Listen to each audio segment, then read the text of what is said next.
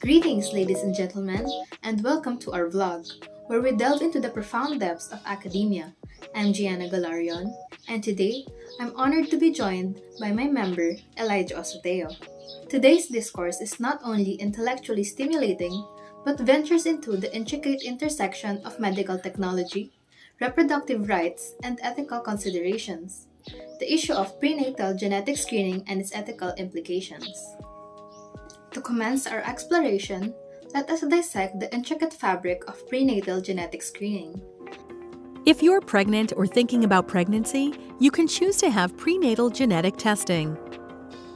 These tests tell you whether your pregnancy has or will likely have a genetic disorder. There are two categories of prenatal genetic tests: screening tests and diagnostic tests. Screening tests tell you the chances your pregnancy may have or not have a genetic disorder. Diagnostic tests tell you whether your pregnancy may actually have a genetic disorder. First, let's talk about common screening tests. Any time before or during pregnancy, you can have a test called carrier screening. This test tells you whether you carry a gene for certain genetic disorders that you might pass to your child. Both parents may be tested. Other types of screening tests can be done only during pregnancy. These include blood tests and ultrasound exams. These screening tests can show if there are signs of Down syndrome or other genetic disorders. One type of blood test is called serum screening.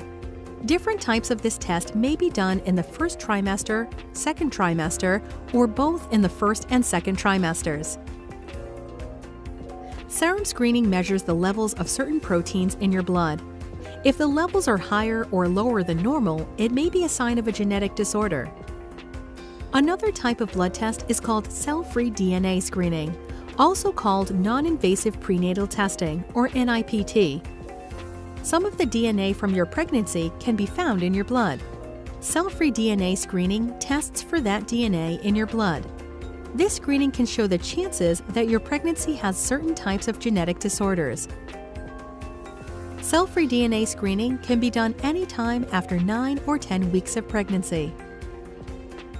Remember, screening tests show only the chances your pregnancy has a genetic disorder.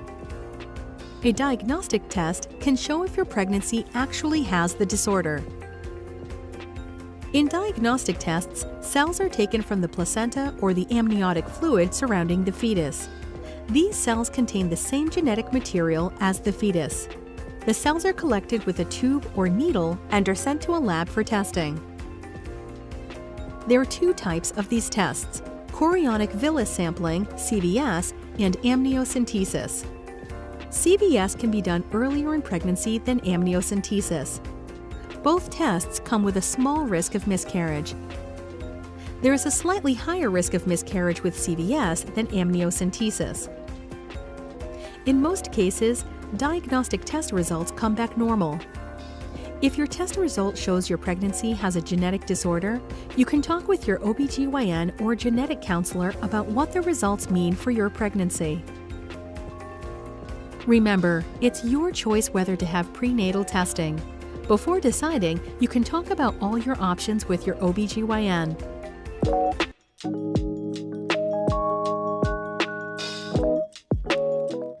This meticulous process involves scrutinizing the developing fetus for genetic anomalies, providing invaluable information for expectant parents to make informed decisions regarding pregnancy and potential medical interventions.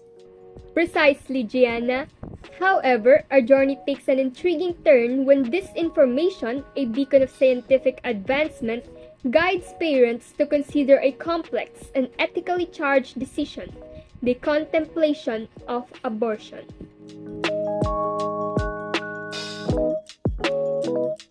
Our academic journey now takes us through the historical evolution of prenatal genetic screening. Commencing with maternal age and serum screening, rudimentary yet foundational, the landscape gradually advanced with the introduction of invasive procedures such as amniocentesis and CVS. Progressing through the 21st century, the advent of ultrasound technology provided enhanced visualization, albeit without comprehensive genetic insights. The narrative reached its apex with the emergence of advanced DNA sequencing technologies, notably non-invasive prenatal testing or NIPT, offering a comprehensive analysis of fetal genetic makeup through maternal blood samples.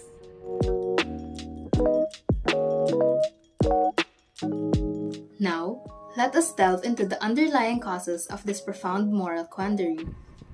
First and foremost, the relentless march of medical advancements and genetic screening elevates the ethical complexity of the matter.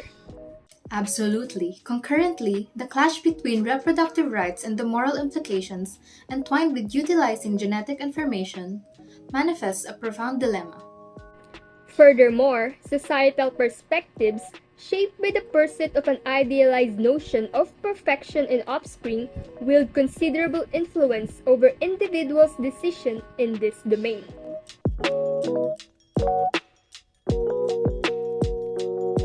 As our vantage point shifts to the ethical and moral considerations, we find ourselves standing at the crossroads of individual autonomy, societal values, and the ethical treatment of those with genetic conditions.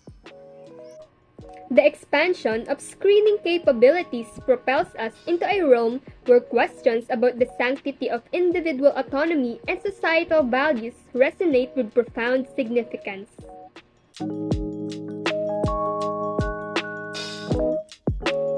Our discourse would be incomplete without contemplating solutions to this intricate matter. Let us ponder the proposals to address this complex ethical terrain. A. Emphasize informed decision making. Prioritizing comprehensive genetic counseling emerges as a cornerstone, ensuring that expectant parents navigate the labyrinth of genetic information with sagacity. B. Promote support services. Advocating for increased support services for individuals facing genetic conditions becomes imperative, fostering a compassionate environment and bolstering the value of human life. C. Encourage ethical guidelines. Establishing and adhering to clear ethical guidelines for prenatal genetic screening stands as a bulwark against discriminatory practices and upholds moral obligations.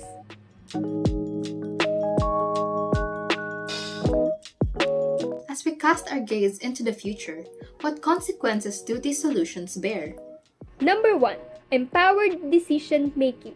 Expectant parents armed with comprehensive information find empowerment in aligning their decisions with their deeply held values. And number 2, enhance support systems. Increased support services not only provides emotional and educational reinforcement, but contributes to a societal ethos that values the dignity of everyday life. In conclusion, we extend our gratitude for accompanying us through this intellectual sojourn into the intricate realm of prenatal genetic screening and its ethical nuances. Do engage with us in the comments, like and subscribe for more thought-provoking discussions. Until our next rendezvous, stay contemplative and keep the flame of academia burning. Goodbye and thank you.